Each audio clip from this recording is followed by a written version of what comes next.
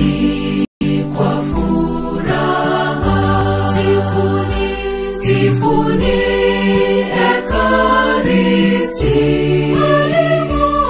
Alimo Yesu Kristu, Kristu alimo ni mzima.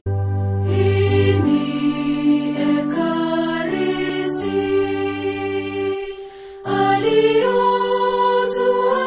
aliyotuachia Bwana Yesu Kristu, Kristu mkombozi wa dunia. Imbeni, imbeni kwa furaha, sifuni, sifuni